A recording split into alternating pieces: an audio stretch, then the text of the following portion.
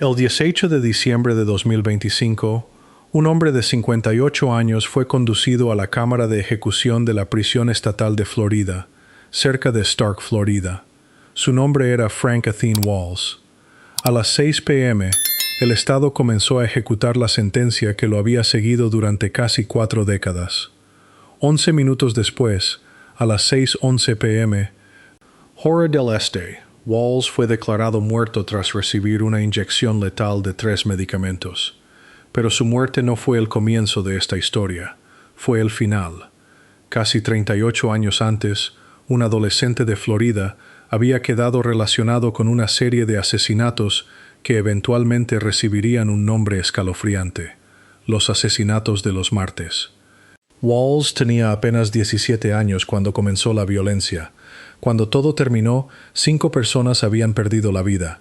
El caso seguiría a Walls durante múltiples juicios, años de apelaciones y debates sobre su edad, sus limitaciones cognitivas y sus antecedentes de salud mental. Sin embargo, ninguna de esas batallas legales podía borrar lo que había ocurrido. El gobernador Ron DeSantis firmó la orden de ejecución de Walls el 18 de noviembre de 2025. Pero ¿qué ocurrió casi 4 décadas antes? ¿Por qué los investigadores comenzaron a fijarse en un adolescente después de un descubrimiento impactante en el noroeste de Florida? ¿Y qué pruebas terminarían colocando a Walls en el corredor de la muerte? Según los registros judiciales, las respuestas comenzaron con una serie de crímenes que parecían imposibles de relacionar. Luego ocurrió una invasión a una vivienda, y lo que los investigadores descubrieron después cambiaría todo. Para entender cómo Frank Walls llegó a aquella cámara de ejecución, tenemos que regresar al lugar donde todo comenzó. Antes de que Frank Athene Walls se convirtiera en el centro de un caso de pena de muerte que duraría décadas, estaban las personas cuyas vidas fueron arrebatadas. La primera víctima conocida fue Tommy Lou Whidden. Tenía 19 años cuando fue asesinada en 1985. En ese momento, Walls tenía apenas 17 años. Su asesinato marcó el comienzo del primer periodo conocido de violencia de Walls, que más tarde sería llamado los asesinatos de los martes. Los registros disponibles contienen muy poca información personal sobre Whidden, pero hay un hecho que resulta imposible ignorar. Era una joven cuya vida terminó durante la primera etapa conocida de la ola de asesinatos relacionada con Walls. Después vino Cynthia Sue Condra. Condra tenía 24 años cuando fue asesinada, también en 1985. Su muerte ocurrió después de la de Whidden y se convirtió en otra parte del creciente patrón de violencia relacionado con Walls. Y todavía faltaba más. En 1987, los asesinatos continuaron. El 20 de mayo de 1987, Audrey Gigi, de 47 años, fue asesinada después de que Walls entrara por la fuerza en su casa móvil cerca de Fort Walton Beach. Gigi trabajaba en una planta local de Kel-Tec. Su muerte mostró otro avance perturbador en el caso.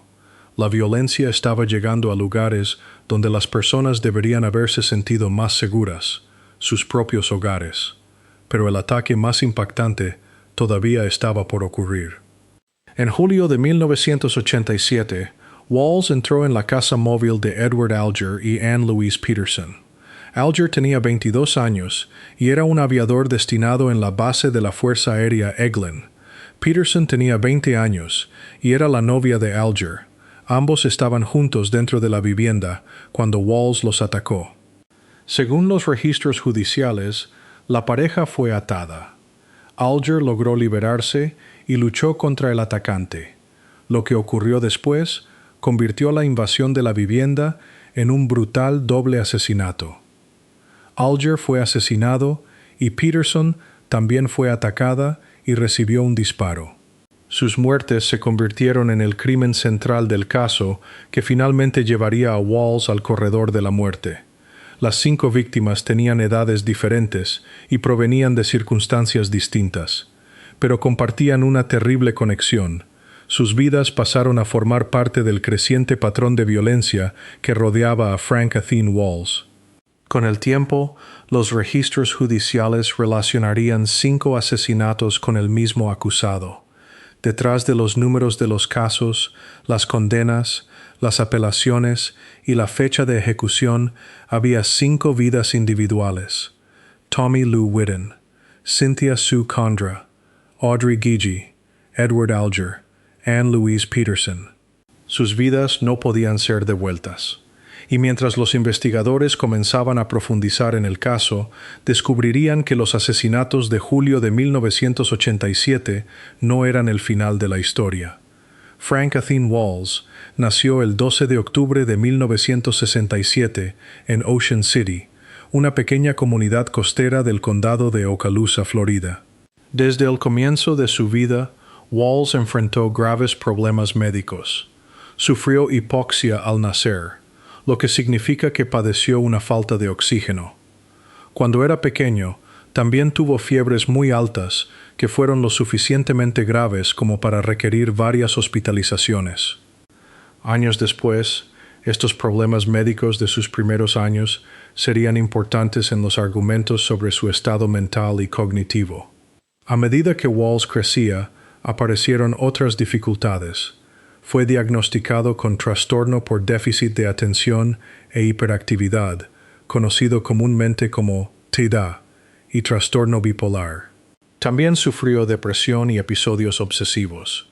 Se utilizaron medicamentos para controlar algunas de estas condiciones. Al mismo tiempo, Walls tuvo problemas con las drogas y el alcohol. Estos hechos se convertirían más tarde en elementos centrales de su defensa. Sus abogados discutieron sobre sus capacidades cognitivas, su historial médico y si su condición debía influir en su castigo. Décadas después de los crímenes, las preguntas sobre una posible discapacidad intelectual y su capacidad mental se convirtieron en parte de la batalla legal que rodeó su condena a muerte. Pero nada de esto cambió la cronología básica de lo ocurrido. Walls tenía apenas 17 años cuando ocurrieron los primeros asesinatos conocidos en 1985. Ese detalle seguiría siendo importante durante décadas. Todavía era un adolescente cuando comenzó la violencia. Sin embargo, los crímenes no permanecerían como incidentes aislados. En 1985, Tommy Lou Whitten, de 19 años, fue asesinada. Cynthia Sue Condra, de 24 años, también fue asesinada ese mismo año. Después, en 1987, la violencia continuó. El 20 de mayo, Walls asesinó a Audrey Geigy, de 47 años, después de entrar por la fuerza en su casa móvil cerca de Fort Walton Beach. Para julio, tenía 19 años. Fue entonces cuando Edward Alger y Anne Louise Peterson se convirtieron en víctimas de una invasión a su vivienda que terminó con sus muertes. Los asesinatos se habían desarrollado durante aproximadamente 2 años. Un adolescente había quedado relacionado con una serie cada vez mayor de homicidios en distintas zonas del noroeste de Florida. Más tarde, cuando Walls enfrentaba la ejecución, su edad al momento de cometer aquellos crímenes se convertiría en uno de los temas centrales de sus apelaciones. Su historial médico y cognitivo también sería examinado una y otra vez. Finalmente, los tribunales rechazaron los argumentos de que esas condiciones le impedían legalmente ser ejecutado. Pero su historial médico era solo una parte de la historia.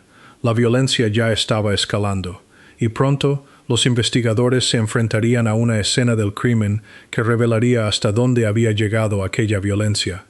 La violencia no comenzó con el crimen que finalmente llevaría a Frank Athene Walls al corredor de la muerte. Comenzó en 1985. Walls tenía apenas 17 años cuando Tommy Lou Whitten, de 19 años, se convirtió en su primera víctima conocida. Poco después, Cynthia Sue Condra, de 24 años, también fue asesinada. 2 muertes ya estaban relacionadas con el mismo joven delincuente, pero la violencia no terminó ahí. Los asesinatos continuaron hasta 1987. El 20 de mayo de ese año, Walls entró por la fuerza en una casa móvil cerca de Fort Walton Beach. Dentro se encontraba Audrey Geigy, de 47 años, empleada de una planta local de Kel-Tec. Geigy fue asesinada dentro de su propia casa. el lugar era importante. Los ataques ya no estaban limitados a un solo entorno o circunstancia conocida. Walls ahora estaba entrando por la fuerza en viviendas ocupadas, convirtiendo lugares de seguridad en escenas de violencia. Entonces llegó julio de 1987. Walls entró en la casa móvil de Edward Alger y Anne Louise Peterson. Alger tenía 22 años. Peterson tenía 20. Según los registros del caso, la pareja fue atada durante la invasión a la vivienda. Alger logró liberarse y luchó contra el atacante. Walls respondió con una violencia extrema. Le cortó la garganta a Alger y después le disparó en la cabeza cuando Alger continuó resistiéndose. Walls entonces atacó a Peterson. Ella luchó, pero Walls también le disparó. 2 vidas más habían sido arrebatadas. La progresión se estaba volviendo imposible de ignorar. Lo que había comenzado con los asesinatos de 2 jóvenes víctimas en 1985 se había convertido en ataques cada vez más violentos para 1987. No existe información en los antecedentes proporcionados que establezca amenazas anteriores, intentos de reclutamiento o advertencias ignoradas. La escalada se muestra a través de los propios asesinatos, y según los registros judiciales, los acontecimientos dentro de la casa de Alger y Peterson pronto se convertirían en el foco central de la investigación. El foco sigue siendo Frank Athene Walls.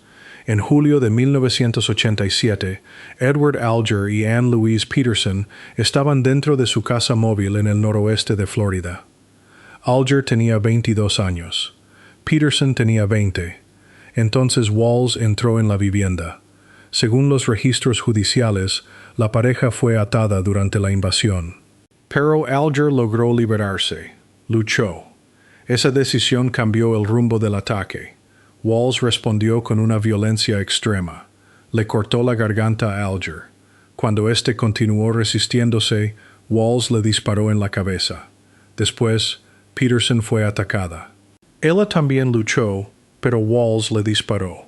La invasión a la vivienda se había convertido en un doble asesinato. Lo que los investigadores encontraron después sería fundamental. El caso no dependía de una conspiración inventada ni de un grupo de cómplices ocultos. En cambio, las pruebas se centraban en Walls y en la evidencia física recuperada durante la investigación. También hubo otro acontecimiento importante. El compañero de vivienda de Walls notó lo que las autoridades describieron como su comportamiento extraño después de los asesinatos. Esa observación pronto llevaría a la policía hacia Walls. Los asesinatos habían dejado a los investigadores con 2 víctimas, una escena del crimen perturbadora y un sospechoso cuyo comportamiento comenzaba a generar preguntas. Pero la investigación estaba a punto de avanzar rápidamente. Y lo que la policía descubrió al día siguiente convertiría las sospechas en un arresto. Era julio de 1987, en el noroeste de Florida. Dentro de una casa móvil estaban Edward Alger, de 22 años, y su novia de 20 años, Anne Louise Peterson. Alger era aviador en la base de la Fuerza Aérea Eglin. Peterson estaba con él dentro de la vivienda. Entonces entró Frank Athene Walls. Lo que ocurrió después se convertiría en el crimen central del caso en su contra. Según los registros judiciales, Walls ató a Alger y Peterson. En ese momento, las 2 víctimas estaban bajo su control. Pero Alger logró liberarse.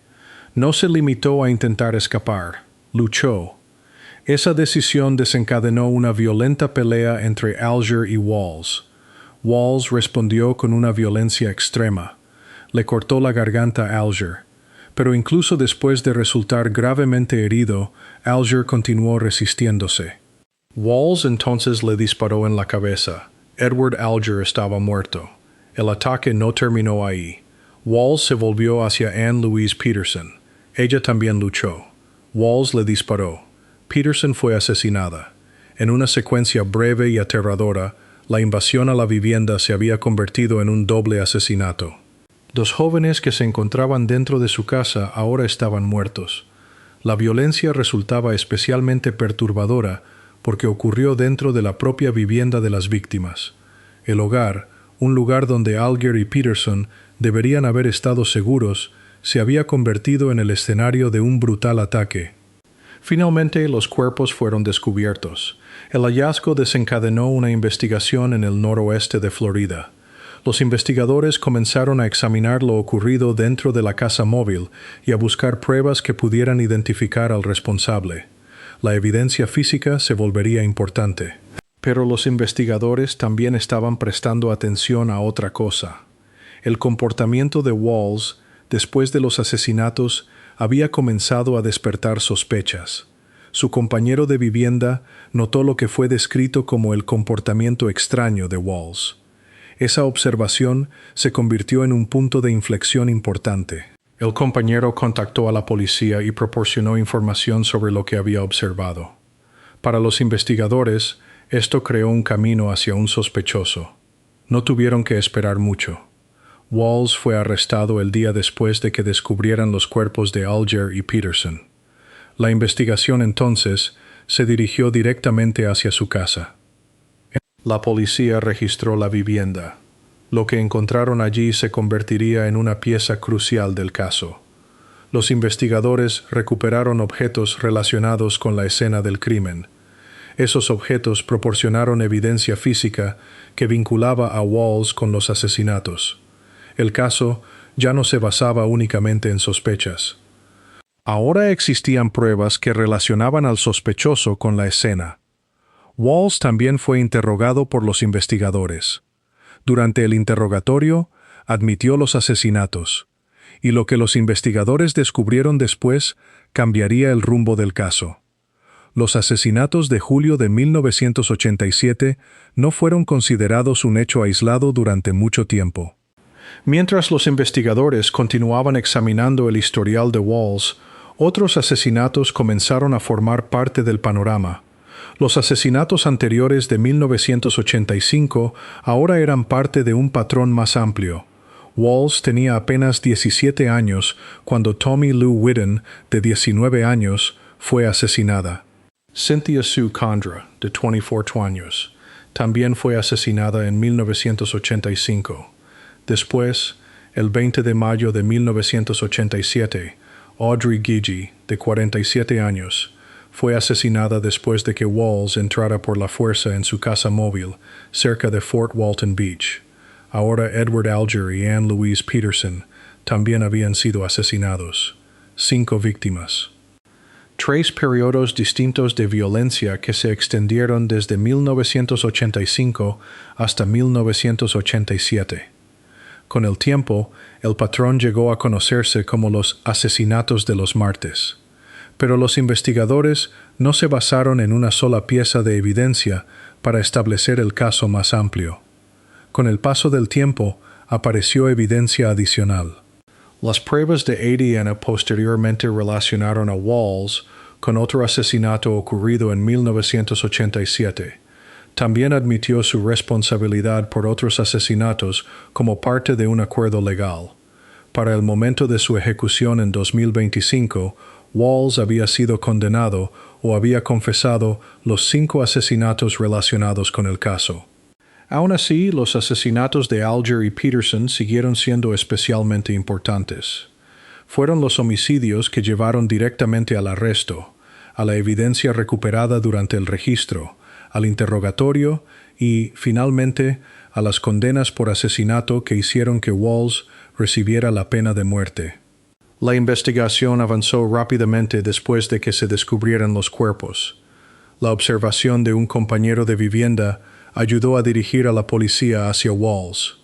Un registro produjo evidencia física, y el propio interrogatorio de Walls produjo una confesión. Pero la investigación apenas comenzaba. Pronto, el caso pasaría del noroeste de Florida y de la escena del crimen a una sala de tribunal. Allí, los fiscales tendrían que demostrar qué había ocurrido dentro de aquella casa móvil, y Walls eventualmente enfrentaría un castigo que lo mantendría en el corredor de la muerte durante casi 4 décadas. El descubrimiento de los cuerpos de Edward Alger y Anne Louise Peterson puso en el centro de atención la brutal invasión a la vivienda. dos jóvenes habían sido asesinados dentro de su propia casa móvil. La violencia conmocionó a la comunidad de los alrededores y planteó inmediatamente una pregunta fundamental. ¿Quién era el responsable? Los investigadores pronto comenzaron a fijarse en Frank Athene Walls. Su compañero de vivienda había notado lo que fue descrito como el comportamiento extraño de Walls después de los asesinatos. Esa información se convirtió en una pista importante. La policía actuó rápidamente y Walls fue arrestado el día después de que se descubrieran los cuerpos. Los investigadores entonces registraron su vivienda. Dentro encontraron objetos relacionados con la escena del crimen. La evidencia física proporcionó un vínculo importante entre Walls y las muertes de Alger y Peterson. Entonces llegó otro acontecimiento. Durante el interrogatorio, Walls admitió los asesinatos. Para los investigadores, el caso se estaba convirtiendo en mucho más que un solo doble homicidio. Comenzaron a investigar más profundamente el historial de Walls. Los asesinatos de julio plantearon preguntas sobre muertes anteriores ocurridas en el noroeste de Florida. Tommy Lou Whitten, de 19 años, había sido asesinada en 1985. Cynthia Sue Condra, de 24 años, también había sido asesinada ese año. Después, el 20 de mayo de 1987, Audrey Gigi, de 47 años, fue asesinada después de que Walls entrara por la fuerza en su casa móvil cerca de Fort Walton Beach. Ahora Alger y Peterson se habían sumado a la lista. 5 asesinatos habían ocurrido entre 1985 y 1985. El patrón eventualmente sería conocido como los asesinatos de los martes. La investigación comenzaba a revelar algo mucho más perturbador que un acto aislado de violencia. Las autoridades estaban tratando con un sospechoso relacionado con múltiples asesinatos, pero demostrar esa conexión requeriría más que un arresto y una confesión. La evidencia tendría que resistir el proceso judicial. La investigación sobre Edward Alger y Anne Louise Peterson comenzó con las pruebas que quedaron después de la invasión a la vivienda. Los investigadores buscaron conexiones entre la escena del crimen y la persona responsable. Su atención rápidamente se dirigió hacia Frank Athene Walls después de que su compañero de vivienda informara sobre su comportamiento extraño. Esa información ayudó a la policía a acercarse a Walls y fue arrestado el día después de que se descubrieran los cuerpos. El registro de la vivienda de Walls produjo objetos provenientes de la escena del crimen. Esos objetos proporcionaron evidencia física crucial que lo relacionaba con los asesinatos. Después, Walls admitió los homicidios durante el interrogatorio. Pero los investigadores no se detuvieron ahí. Mientras examinaban el historial de Walls, los asesinatos de julio de 1987 comenzaron a conectarse con homicidios anteriores. Tommy Lou Whitten había sido asesinada en 1985. Cynthia Sue Condra también había sido asesinada ese año. Audrey Gigi fue asesinada el 20 de mayo de 1987. La investigación fue revelando gradualmente un patrón más amplio. Más adelante, la evidencia de ADN relacionó a Walls con otro asesinato ocurrido en 1987. Walls también admitió su responsabilidad por otros homicidios como parte de un acuerdo legal. La evidencia se fue acumulando con el tiempo. No fue un caso resuelto gracias a un solo descubrimiento. En cambio, los investigadores continuaron construyendo el panorama alrededor de Walls y de los asesinatos ocurridos entre 1985 y 1987. Las primeras condenas importantes se concentraron en Edward Alger y Anne Louise Peterson. En 1988, Walls fue declarado culpable de 2 cargos de asesinato, 2 cargos de secuestro, allanamiento de morada y robo. Fue sentenciado a muerte. Parecía que el caso había llegado a su última etapa legal, pero no fue así. La Corte Suprema de Florida posteriormente anuló la condena y ordenó un nuevo juicio. Los asesinatos habían ocurrido años antes, pero el caso estaba lejos de terminar. Walls tendría que regresar nuevamente a los tribunales, y esta vez el resultado abriría otro capítulo en una batalla legal que eventualmente duraría décadas. El primer gran avance llegó rápidamente.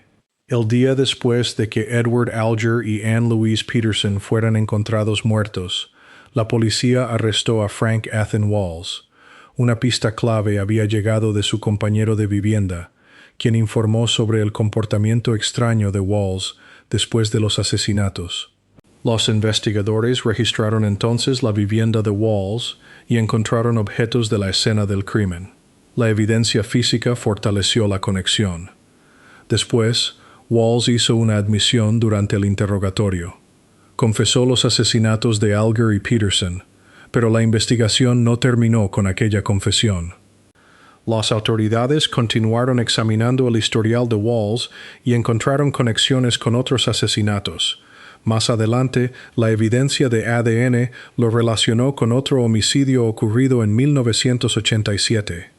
Walls también admitió responsabilidad por otros asesinatos como parte de un acuerdo legal. Con el tiempo, el panorama se volvió mucho más amplio. 5 víctimas terminaron siendo relacionadas con Walls mediante condenas, confesiones y otras pruebas. Tommy Lou Whidden, Cynthia Sue Condra, Audrey Gigi, Edward Alger y Anne Louise Peterson. Pero existía una distinción legal importante. No todos los asesinatos fueron establecidos mediante el mismo juicio ni mediante el mismo tipo de evidencia. La sentencia de muerte que seguiría se basó en las condenas por los asesinatos de Alger y Peterson. Según los registros judiciales, esas condenas se convirtieron en la base del caso de pena capital contra Walls. La investigación había descubierto un patrón que se extendía desde 1985 hasta 1987. Ahora, las pruebas pasarían a los tribunales, y fue allí donde el caso se volvió todavía más complicado. La evidencia tenía que superar las impugnaciones, las condenas tenían que resistir las apelaciones, y Walls eventualmente tendría que enfrentar otro juicio. La batalla judicial apenas comenzaba. El primer juicio tuvo lugar en 1988. Frank Athen Walls fue procesado por los asesinatos de Edward Alger y Anne Louise Peterson. También fue declarado culpable de 2 cargos de secuestro, además de allanamiento de morada y robo. El resultado fue severo. Walls recibió sentencias de muerte por los asesinatos. En ese momento, pudo haber parecido que el proceso legal había terminado, pero el caso no concluyó con la primera condena. Posteriormente, la Corte Suprema de Florida anuló la condena y ordenó un nuevo juicio. Una anulación no significaba que Walls hubiera sido declarado inocente de los asesinatos. Significaba que el caso tenía que regresar a los tribunales y ser juzgado nuevamente. Eso ocurrió en 1992. Walls volvió a ser juzgado por los asesinatos de Alger y Peterson. Una vez más, fue declarado culpable, y una vez más recibió sentencias de muerte. Pero esta vez, la sentencia daría inicio a una batalla legal que duraría décadas. Walls permaneció en el corredor de la muerte mientras sus abogados presentaban numerosas apelaciones y recursos legales. Los argumentos se enfocaron cada vez más en su condición y en su edad cuando cometió los crímenes. Walls tenía apenas 19 años durante los asesinatos de Alger y Peterson. Su defensa también señaló su historial médico. Había sufrido hipoxia al nacer debido a la falta de oxígeno. Cuando era niño, padeció fiebres graves y necesitó varias hospitalizaciones. Más adelante, fue diagnosticado con TIAD y trastorno bipolar, además de experimentar depresión y episodios obsesivos. Estos problemas se volvieron importantes en los argumentos sobre sus capacidades cognitivas y su capacidad intelectual. Los abogados defensores argumentaron que Walls debía ser eximido de la ejecución debido a estas condiciones. Las afirmaciones relacionadas con una discapacidad intelectual se convirtieron en parte de la larga batalla legal. Las preguntas que rodeaban el caso iban más allá del propio Walls. Planteaban cuestiones más amplias sobre los delincuentes jóvenes, las limitaciones cognitivas, la discapacidad intelectual y la pena de muerte. Otra pregunta seguía siendo difícil de ignorar. ¿Qué significa pasar casi 4 décadas en el corredor de la muerte para una persona que cometió sus crímenes siendo adolescente? Pero los tribunales continuaron revisando los argumentos. La Comisión de Revisión de Delincuentes de Florida y varios tribunales finalmente rechazaron los argumentos que habrían impedido la ejecución de Walls. La sentencia de muerte permaneció vigente. Entonces, en 2025, comenzó la etapa final. El 18 de noviembre, el gobernador Ron DeSantis firmó la orden de ejecución de Walls. La ejecución fue programada para el 18 de diciembre.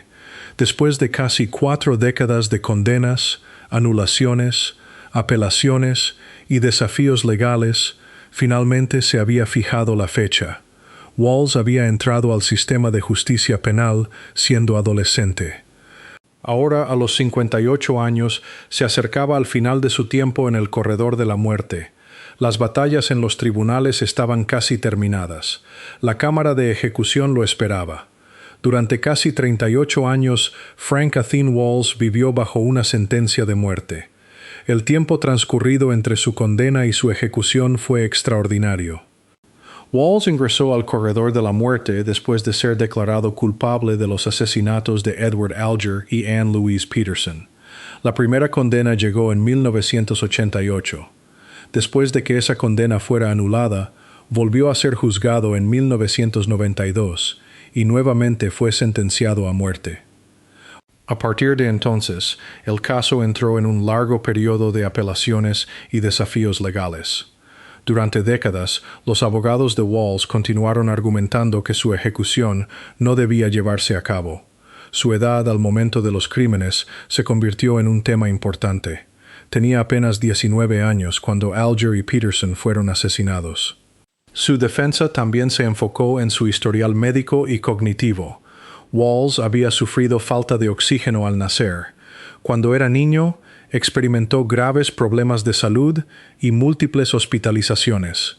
Sus diagnósticos posteriores incluyeron TUA y trastorno bipolar. También experimentó depresión y episodios obsesivos. Estos problemas se convirtieron en parte de los argumentos relacionados con su capacidad intelectual y con la cuestión de si debía ser ejecutado.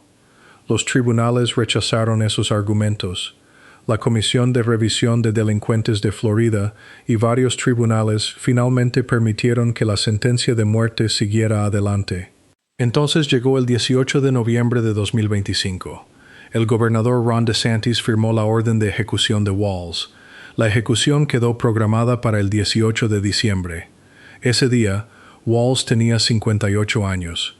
En la prisión estatal de Florida, cerca de Stark, Florida, comenzó la etapa final del caso. Su ejecución estaba programada para las 6 p.m.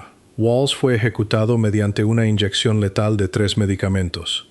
A las 6:11 p.m., hora del este, fue declarado muerto. La ejecución convirtió a Walls en la persona número 19 ejecutada en Florida durante 2025. Formó parte de un año récord de ejecuciones en el estado, que anteriormente había registrado 8 ejecuciones en un solo año. La ejecución también provocó reacciones tanto de partidarios como de opositores de la pena de muerte. La Asociación de Abogados Defensores de Florida criticó la ejecución. La organización describió a Walls como un hombre con discapacidad intelectual que había pasado décadas expiando los asesinatos que cometió cuando era adolescente. No existe una declaración final establecida en los antecedentes proporcionados, por lo que no se puede agregar ninguna aquí. Tampoco se identificaron cómplices confirmados en los antecedentes cuya suerte pueda describirse. Al final, el contraste era evidente. Los crímenes comenzaron cuando Walls era adolescente. La batalla legal duró casi 4 décadas. Y el 18 de diciembre de 2025, a los 58 años, Frank Athene Walls fue ejecutado. El caso que comenzó en el noroeste de Florida finalmente había llegado a su momento final. Al final, el nombre de Frank Athene Walls quedó ligado a 5 vidas que jamás podrán ser recuperadas. Tommy Lou Whitten tenía 19 años. Cynthia Sue Condra tenía 24. Audrey Gaige tenía 47. Edward Alger tenía 22. Anne Louise Peterson tenía apenas 20. Sus muertes ocurrieron entre 1985 y 1987. Sus nombres permanecieron ligados a un caso que duró casi 4 décadas, hasta que Walls fue ejecutado en diciembre de 2025. Su ejecución cerró el capítulo legal, pero jamás podría devolverles la vida a esas 5 personas. El caso también deja preguntas difíciles. ¿Qué debería ocurrir cuando una violencia grave comienza durante la adolescencia? ¿Cómo debería considerarse una discapacidad cognitiva en un caso de pena capital? ¿Y qué significa pasar casi 4 décadas en el corredor de la muerte? Estas preguntas no borran a las víctimas ni justifican los crímenes.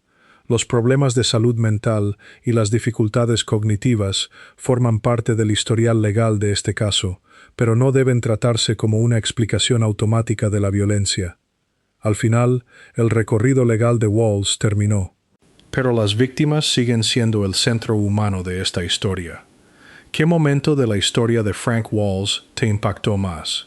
Comparte tu opinión en los comentarios. Y si quieres conocer más historias reales sobre crímenes y ejecuciones, suscríbete y activa las notificaciones.